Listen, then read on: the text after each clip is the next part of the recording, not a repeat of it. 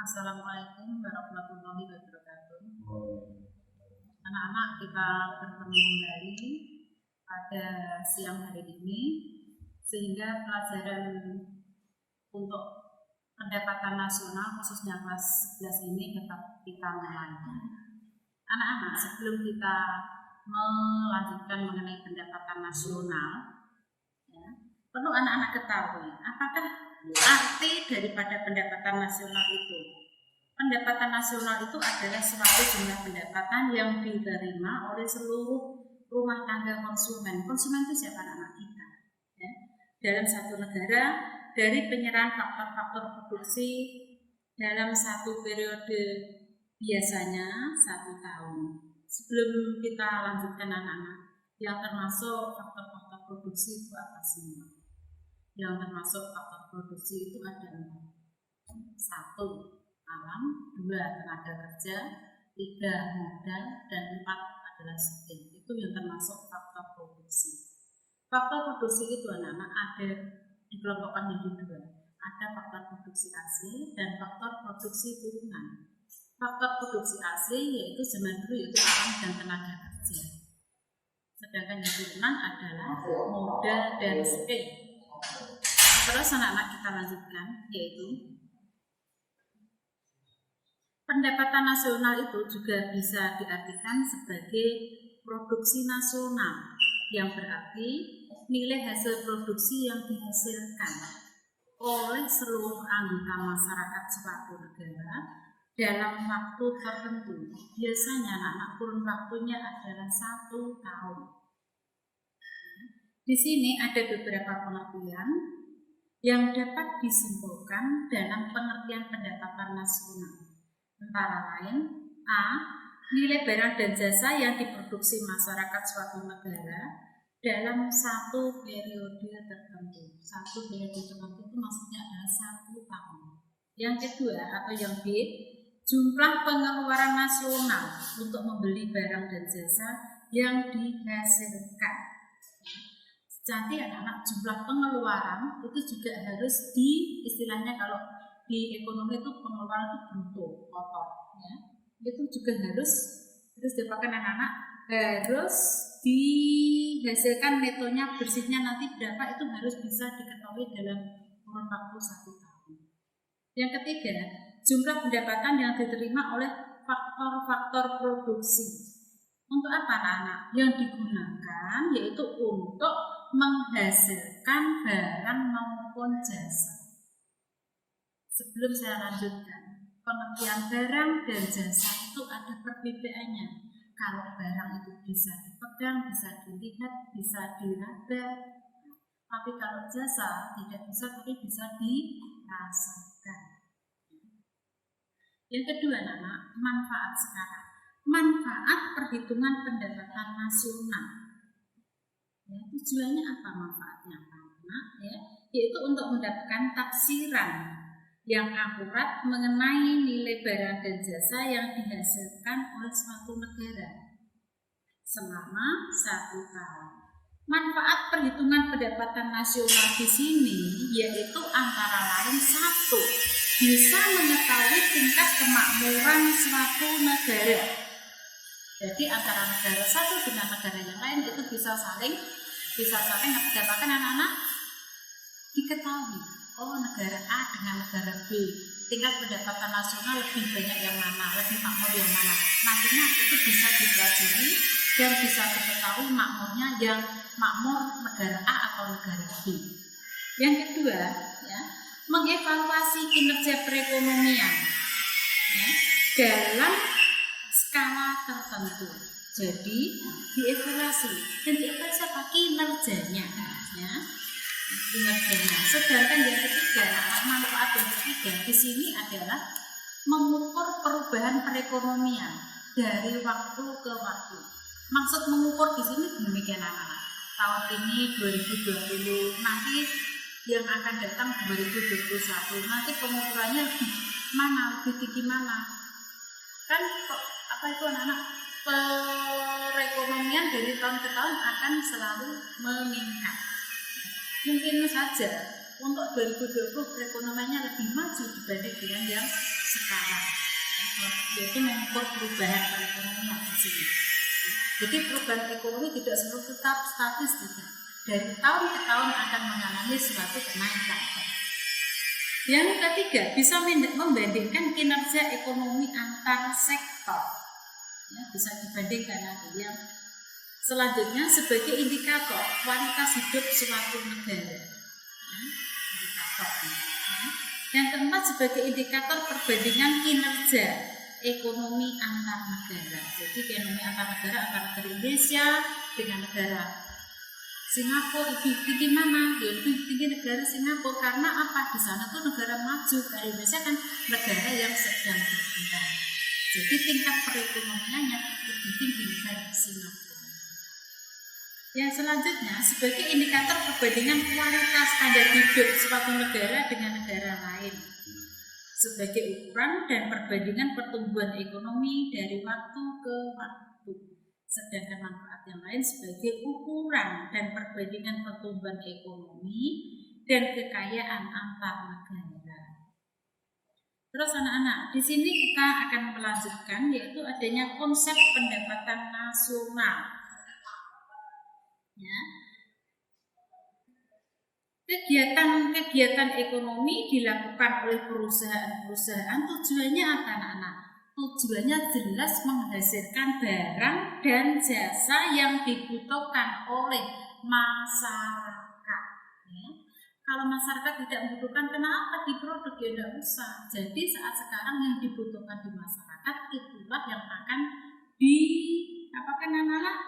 dihasilkan oleh perusahaan, baik perusahaan negeri maupun perusahaan yang swasta. Tujuannya apa? Mencukupi kebutuhan hidup manusia. Apabila keseluruhan barang dan jasa itu dihasilkan, ya, tersebut dihitung akan diperoleh produk nasional. Produk nasional bisa dikatakan pendapatan nasional. Pendapatan nasional itu terdiri dari berbagai macam komponen anak-anak. Ya. Komponen apa saja dalam pendapatan nasional? Sekarang kita akan mempelajari yaitu mengenai pendapatan nasional dapat dikelompokkan dalam beberapa komponen. 1. Produk domestik bruto atau PDB atau gross domestic product atau GDP, yaitu artinya anak-anak seluruh produksi barang dan jasa yang dihasilkan oleh unit-unit produksi suatu negara selama 1 tahun, baik oleh perusahaan nasional maupun perusahaan asing yang berada di negara tersebut.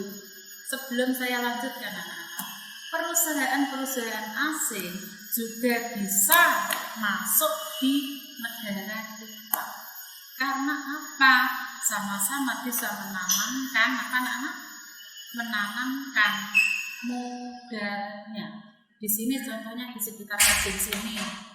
Orang Hindu itu adalah bukan milik sini saja, tapi itu bisa kerjasama dengan orang-orang luar negeri, orang Jepang misalnya saja. Makanya pekerja-pekerja atau pekerjanya yang ada di situ bisa dibawa di Jepang untuk apa? Bagaimana cara bekerja di sana?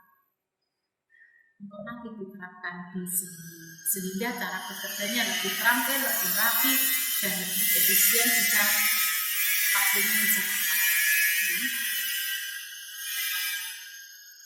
Dengan demikian anak-anak, pendapatan diperoleh dari produksi barang dan jasa dihasilkan oleh penduduk suatu negara yang berada di luar negeri tidak turut diperhitungkan. Akan tetapi anak-anak, penerimaan produksi dari dalam negara asing yang berada di negara tersebut justru diperhitungkan. Diperhitungkan apanya? Nanti ada hitungannya. Ya. Terus yang kedua, produk nasional bruto atau PNB atau gross national product.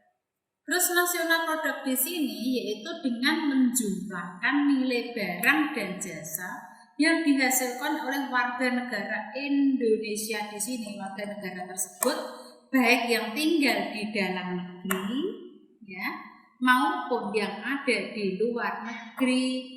Nilai produk yang dihasilkan ini anak-anak oleh faktor-faktor produksi yang digunakan di luar negeri juga dihitung dalam produk nasional bruto, sehingga pendapatan pekerja suatu negara yang bekerja di luar negeri dimasukkan ke dalam perhitungan produk nasional bruto negara tersebut ya.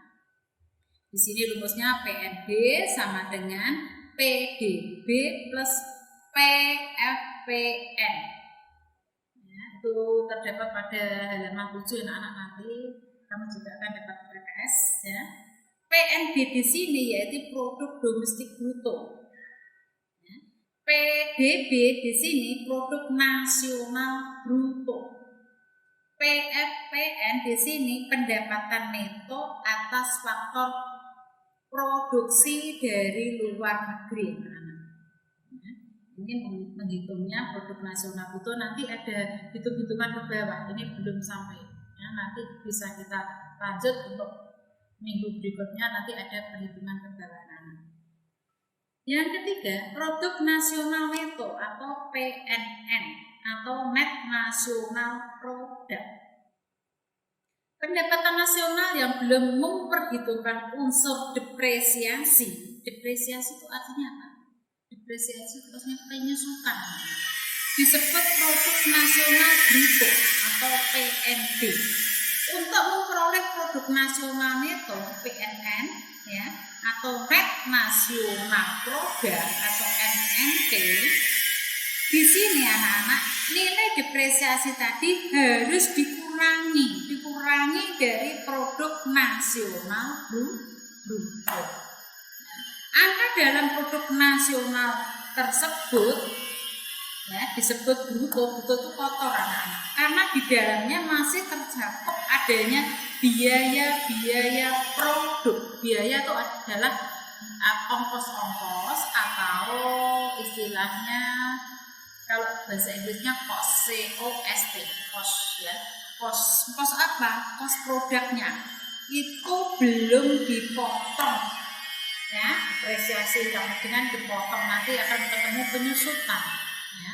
Penyusutan di sini adalah barang itu nilainya akan mengalami suatu penurunan. Susut berarti bisa berkurang. Dalam setiap harga pasar suatu barang mengandung nilai depresiasi ya. Jadi barang itu yang ada di pasar ya juga bisa mengandung nilai depresiasi. Kok bisa? Ya bisa, barang itu bisa menyusut. Menyusut berarti barang itu bisa berkurang nilainya. Ya. Pulpen ini bisa menyusut, bisa. Yang habis apanya? Tintanya. Itu berarti mengalami suatu penyusutan. Kalau misalnya saja mobil dipakai perusahaan apa mengalami penyusutan? Bisa. Satu, bensinnya berkurang atau habis, itu kan susut anak-anak. Kalau ban itu mobil dipakai secara terus-menerus, akhirnya ban mobil juga mengalami tipis penyusutan, maka harus ganti yang baru. Itu juga termasuk penyusutan. Kalau alat tulis menulis itu bisa susut, bisa. Saya contohkan. Komputer juga bisa penyusutan. Karena apa? Bisa rusak. Print juga rusak. Misalnya saja print yang rusak itu biasanya cartridge-nya, anak-anak yang sering ganti itu cartridge-nya. Kalau udah sering dipakai biasanya itu kering itu akhirnya bisa rusak. Maka barang-barang elektronik harus sering dipakai. Kalau tidak dipakai akan mengalami penyusutan. Tinta yang ada di print itu juga nantinya juga akan mengalami penyusutan. Ya. Untuk itu rumus daripada produk nasional itu atau net nasional produk di sini sama dengan PNB dikurangi depresiasi atau penyusutan ya. PNN yaitu produk nasional neto. Neto itu kotor apa bersih? Neto itu adalah bersih. Sama dengan PNB, produk nasional bruto, dikurangi adanya pengusutan.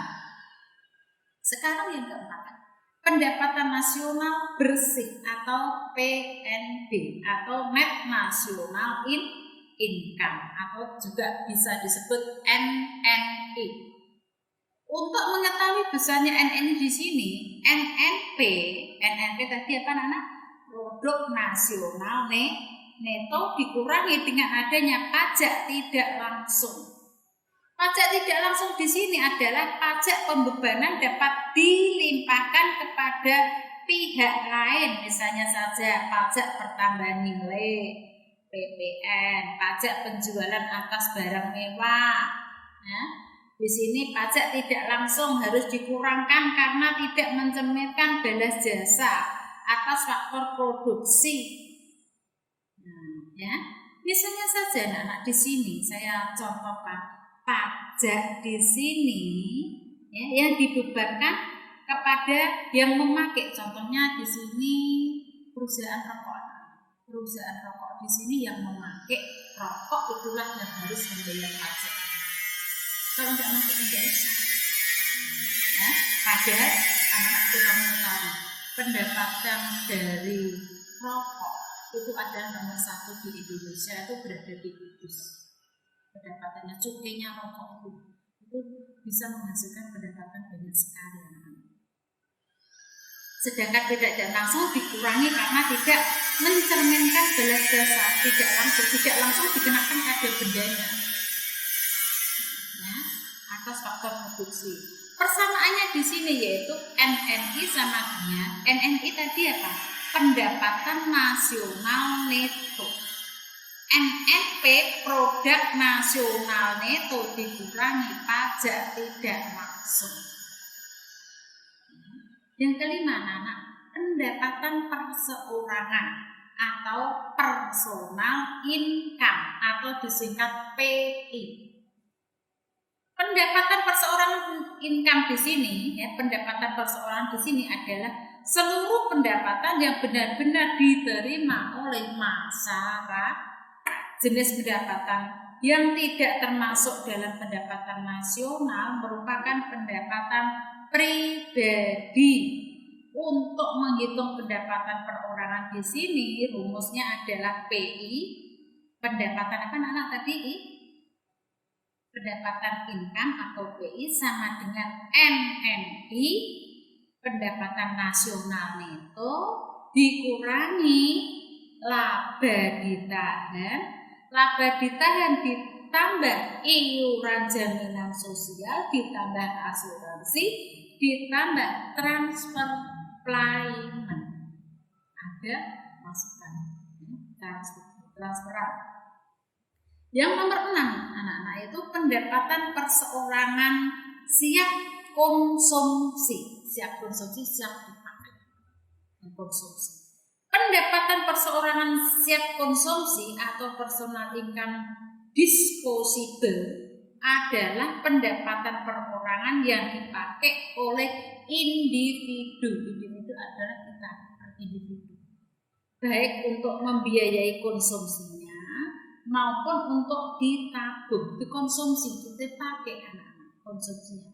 Misalnya pendapatan perseorangan siap konsumsi, pendapatan perorangan dikurangi dengan adanya pajak penghasilan. Ya. Pendapatan perorangan siap konsumsi itu sama dengan pendapatan perorangan dikurangi pajak penghasilan. Kita sudah mengenai pajak, kita semua tuh ada pajaknya anak-anak. Kita makan di restoran juga kena pajak. Kita dapat gaji juga kena pajak penghasilan namanya, makan di restoran juga kena pajak ya, bukan cuma pajak bumi bangunan saja, pajak kendaraan, pajak ya banyak sekali, pajak adanya barang mewah itu juga dikenakan adanya pajak ya. Apabila pendapatan pribadi dikurangi oleh pajak yang harus dibayar oleh para penerima pendapatan. nilai yang tersisa disebut pendapatan disposable.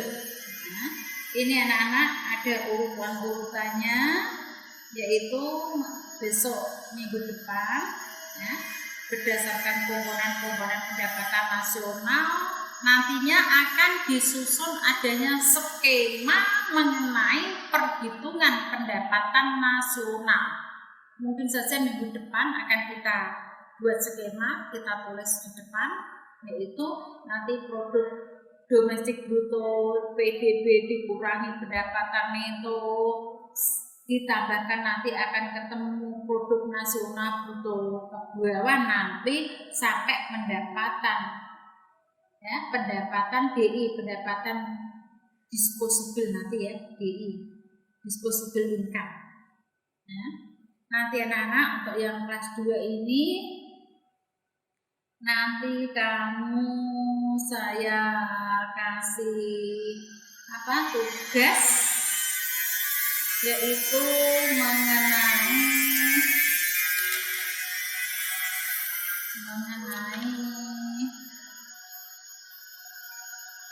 buatlah makalah. Ini bisa dikerjakan secara kelompok ya. Anak-anak membuat suatu makalah mengenai pengertian, manfaat, dan konsep perhitungan pendapatan nasional ya. Ini misalnya saja dibuat perorangan ya, bukan kelompok ya. Ini tugas anak-anak di rumah ya. Nanti anak-anak bisa lewat WA-nya Bu Tuti, yaitu membuat makalah mengenai apa? Pengertian pendapatan nasional bisa kamu jabarkan ke bawah. Nanti manfaatnya bisa kamu kembangkan sendiri, dan mengenai konsep perhitungan pendapatan nasional nanti bisa kamu jabarkan konsepnya apa saja tadi yang tadi ini Bu. Nah itu saja anak-anak ya, literatur itu bisa kamu pinjam atau kamu nanti ada buku paket-paket dari sekolahan, literatur, buku-buku yang ada di perpus atau di media elektronik ya. Nanti bisa mengumpulkan atau bisa ngasihkan ke Bu Titik lewat WA ya, sehingga nanti akan saya